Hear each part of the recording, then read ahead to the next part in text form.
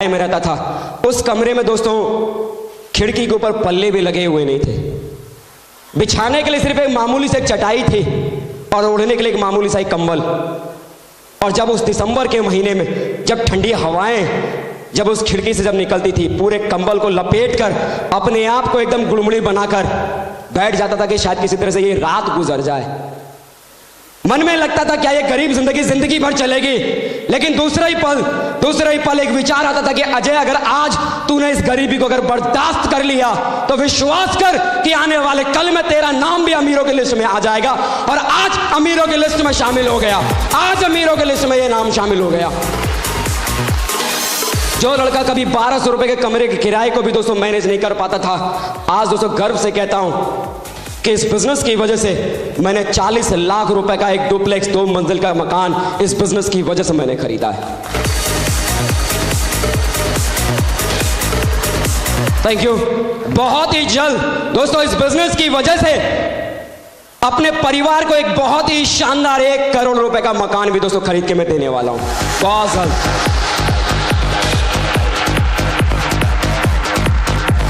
Thank you. दोस्तों मेरे पिताजी मजदूरी करते थे। उन्होंने स्टेज के ऊपर आके मुझे बताया, हमेशा कॉन्वेंट स्कूल में जब पढ़ाते थे, कभी भी स्कूल की तरफ से कोई पिकनिक कोई टूर जब भी निकलता था, भूल से भी अपने माँ बाप को नहीं बताता था कि मेरे स्कूल की तरफ से कोई पिकनिक या कोई टूर निकला है। क्योंकि दोस्तों मैंने अपनी आंखों से देखा था कि मेरी पढ़ाई लिखाई के लिए मेरे पिताजी ने कितने सारे लोगों के सामने हाथ फैलाया था, तब कहीं जाकर उनका ये बच्चा पढ़ रहा था। मेरी मम्मी ने अपने गहने तक बेच डाले थे, तब कहीं जाकर ये बच्चा उनका स्कूल के भीतर पढ़ रहा था। और इस बात का मुझे डर लगता था कि अगर गलती से अगर मैंने उन्हें ये बता दिया कि मेरे स्कूल की तरफ शिमला का टूर है या नैनीताल का टूर है, तो पता नहीं इस बेटे की छोटी सी खुशी के खातिर पता नहीं घर में क्या बेच देंगे। इस डर की वजह से कभी भूल से भी नहीं बताता था कि तकलीफ कितनी स्कूल के भीतर पिकनिक या टूर क्या है। लेकिन दोस्तों आज मैं शान से कहता हूं कि अपने आदर्शों की वजह से, इस सिस्टम की वजह से आज हिंदुस्तान के भीतर इस 42 महीनों में ऐसा कोई भी महंगे से महंगा टूरिस्ट स्पॉट नहीं बचा जिस टूरिस्ट स्पॉट का मजा मैंने 5 स्टार होटल में रुक के ना लिया। नैनीताल हो, शिमला हो, गुड़गांव हो, मुंबई, जैसलमेर हो, जो मन में आए सो बोल लो। हिंदुस्तान के हर बड़े से बड़े और हर महंगे से महंगे टूरिस्ट स्पॉट का मजा मैंने लिया।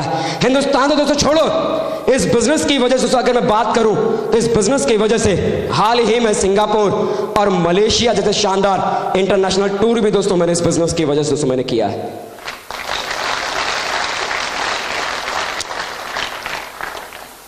दोस्तों विश्वास करें ये जिंदगी जो यहां तक आ गई, मुझ में ऐसी कोई बात नहीं थी, मुझ में कोई काबिलियत नहीं थी। अगर मेरे बस की अगर बात होती, मुझ में अगर कोई काबिलियत होती, तो शायद मैं पहले ही शुरुआत में मैं सफल हो गया होता, दूसरी शुरुआत में सफल कभी नहीं हो पाता।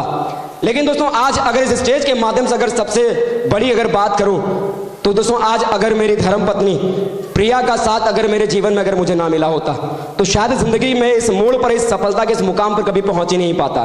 क्योंकि जब भी कभी मुझे लगता था कि शायद अब मैं आगे बढ़ नहीं सकता, जब भी लगातार इस काम को करते करते मन में ख्याल आता था कि पता नहीं अब हो सकेगा कि नहीं, पता नहीं मैं आगे बढ़ पाऊंगा कि नहीं बढ़ पाऊंगा, लेकिन उस पल मेरी वाइफ प्रिया मेरा हौसला बनकर मेरा साथ देती थी और कहते थे कि मुझे आप पर विश्वास है कि आप डायमंड बन सकते हैं, मुझे आप पर भरोसा है कि आप सफल हो सकते हैं। और जिंदगी में एक बात समझ में आ गई कि जो लड़की किसी और घर से मेरे पास चल के आई है, जमाने को मैं किसी को भरोसा नहीं कि मैं सफल हो सकता हूं, लेकिन एक दूसरी लड़की को मुझ पर विश्वास है कि मैं जीवन में सफल हो सकता हूं। तो एक कसम तो खा लिया था कि मर्द का बच्चा नहीं, साला मरने से पहले अगर अपनी बीवी का ख्वाब अगर पूरा नहीं कर पाया तो निश्चित उस ख्वाब को पूरा कर दूंगा।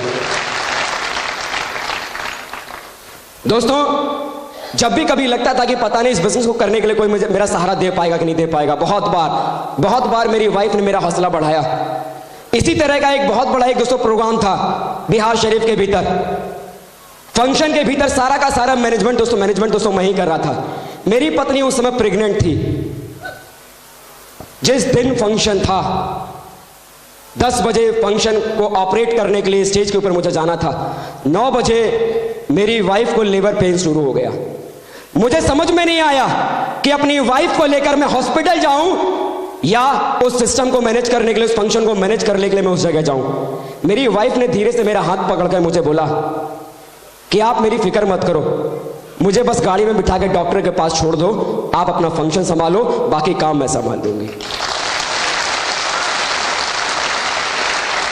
आज दोस्तों प्राउड करता हूं अपनी वाइफ का कि मुझे ऐसी वाइफ, प्रिया जैसी वाइफ मिली, जिसने हर कदम पर मेरा साथ दिया।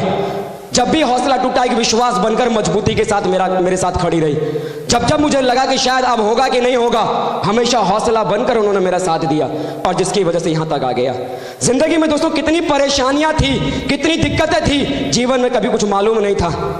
जब कभी मेरी वाइफ कभी मुझे बोलती थी कि एक साड़ी चाहिए, गलती से अपनी वाइफ के आसपास भी नहीं जाता था। मुझे डर लगता था कि अगर गलती से उन्होंने कोई साड़ी की अगर डिमांड कर दी तो पता नहीं मैं कहां से दूंगा। लेकिन जब भी कभी मेरी बीवी मुझसे बोला करती थी कि एक साड़ी चाहिए, तो मैं उन्हें कहता था कि चलो कहां चलना है, तो वो उस शहर के सबसे महंगी वाली दुकान का नाम लेते थे कि आशीर्वाद में चलना है। और मैं झट से बोलता था कि आशीर्वाद में कोई अच्छी साड़ी थोड़ी मिलती है, वहां तो बेकार की साड़ियां मिलती है, चलो चलते हैं सोसराय, जहां पर थोक में सस्ती साड़ियां मिलती थी। और जब मैं अपनी वाइफ के साथ उस साड़ी की दुकान पर जब जाया करता था, साड़ियों की दुकान वाला व्यक्ति जब साड़ियां खोल के दिखाता था, यूं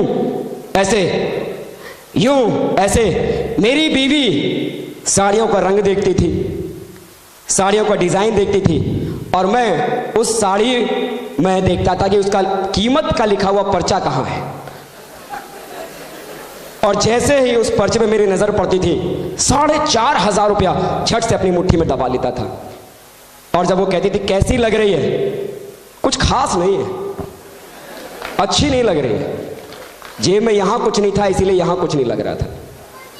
दूसरी साड़ी यूं दिखाता था, उनका ध्यान रंगों के ऊपर, उनका ध्यान डिजाइन के ऊपर, और मेरा ध्यान उस कीमत वाले पर्चे के ऊपर, किधर है।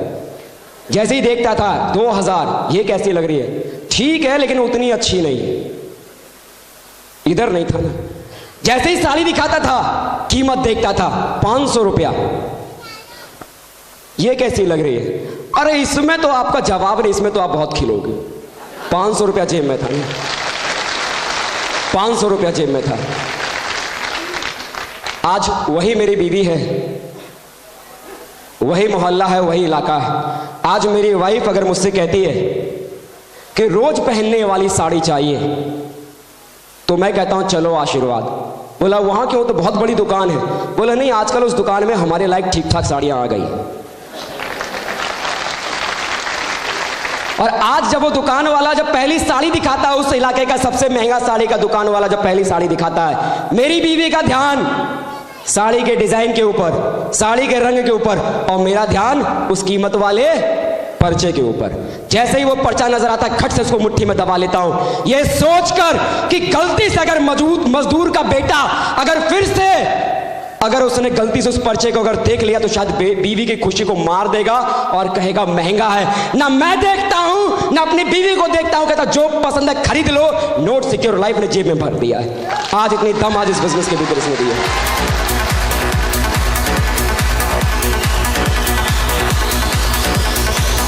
Thank you. मामूली सा लड़का था दोस्तों, मामूली सा लड़का, कभी जिंदगी में इतनी बड़ी सोच नहीं थी। मैं यही सोचा करता था कि इस छोटी सी, इस 40 किलो के वजन के साथ मैं किसको इंप्रेस कर पाऊंगा। जब लोगों को मैं प्लान को समझाने के लिए जाता था, मैं लोगों को क्या समझाऊंगा दोस्तों, लोग उल्टा मुझे समझा दिया करते थे, लोग उल्टा मुझे पट्टी पढ़ा कर मुझे वापस भेज दिया करते थे। समझ में नहीं आता था कि बिजनेस में कैसे आगे बढ़ा जाएगा, समझ में नहीं आता था कि जिंदगी में कैसे आगे बढ़ा जाएगा। जिंदगी में अगर मैं बात करूं तो दोस्तों, जिंदगी में सबसे महंगी घड़ी अगर मैंने जिंदगी में कभी मैंने बांधी थी तो वो मेरे ससुर जी ने मुझे शादी में तोहफे में दिया था, जो मेरी जिंदगी की सबसे महंगी घड़ी थी। लेकिन आज मैं एहसान मंद हूं सिक्योर लाइफ का और अपने सभी आदर्शों का। आज अगर जिंदगी की सबसे महंगी घड़ी अगर आज मैंने पहनी है, तो मुझे नहीं मालूम था कि जीवन में लाखों की घड़ी भी होती, लेकिन आज राडों की लाखों की घड़ी आज पहनता हूं। जिंदगी में सोच नहीं थी कि आदमी इतनी कीमती घड़ी भी पहन सकता है, क्योंकि जिंदगी में सिर्फ एक बात लगती थी कि लाखों रुपए सिर्फ कागज के ऊपर लिखने के लिए अच्छा होता है, लेकिन लाखों रुपए आदमी के पॉकेट में नहीं होता, लाखों रुपए आदमी के बदन पे नहीं होता। कभी जिंदगी में नहीं मालूम था कि लाखों रुपए भी कभी कोई कीमत होती है। सिर्फ यही सोचा करता था कि लाखों रुपए शायद एक सपना होता है, लाखों रुपए कमाना सपना होता है, लाखों रुपए की कोई चीज खरीदना सिर्फ सपना होता है। और आज दोस्तों सच में कहूं तो जिंदगी में इस बिजनेस में आने के बाद आज जो मरे हुए सपने थे आज गिन गिन के सारे मरे हुए सपने जवान हो गए और आज वाकई में लगने लगा है कि आज अजय पंडित इस बिजनेस के भीतर अमीर हो गया है। आज वाकई में लगने लगा है अमीर हो गया है। विश्वास करें दोस्तों, ये सब कुछ मेरे बस की बात नहीं थी, ये सब कुछ मेरे पहुंच की बात नहीं थी। आज अगर ये आदर्श अगर मेरे साथ अगर ना होते, ये मेंटर्स अगर मेरे साथ ना होते, इनका गाइडेंस अगर मेरे साथ ना होता, तो जीवन में मैं जहां था शायद जिंदगी में वहीं पड़ा रह जाता। लेकिन दोस्तों, इन आदर्शों ने उंगली पकड़कर मुझे चलना सिखाया। मालूम नहीं था कि इस बिजनेस के भीतर कैसे आगे बढ़ सकते हैं, लेकिन उंगली पकड़ के प्लान देना सिखाया, लोगों से बात करना सिखाया, लोगों को फॉलोअप करना सिखाया।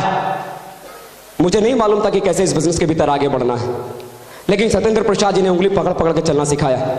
मामूली सा दोस्तों एक कंकड़ पत्थर था, लेकिन दोस्तों इसे कंकड़ पत्थर आज आपके बीच में डायमंड बन के अगर खड़ा है, तो दोस्तों आज इन जौहरियों का हाथ है, जिन जौहरियों ने इस मामूली से कंकड़ पत्थर को तराश कर आपके सामने डायमंड के रूप में दोस्तों खड़ा कर दिया है। सिर्फ इन जौहरियों का कमाल है।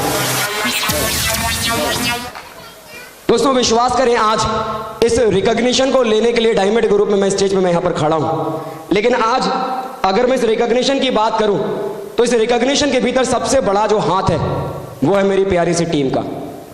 यहां सिर्फ कहने के लिए इस रिकॉग्निशन को लेने के लिए मैं यहां पर स्टेज पर मौजूद हूं, लेकिन विश्वास करें दोस्तों, जिस किसी व्यक्ति ने भी एक व्यक्ति को ज्वाइन कराकर भी इस बिजनेस के भीतर मुझे यहां तक लाने में जो मेरा साथ दिया है, मैं हर उस एक व्यक्ति का एहसानमंद हूं, जिस व्यक्ति की मेहनत की वजह से आज मैं आपके सामने डायमंड बनकर खड़ा हूं। आप सभी को मैं सैल्यूट करता हूं जो मेरी टीम के टाइगर लोग हैं।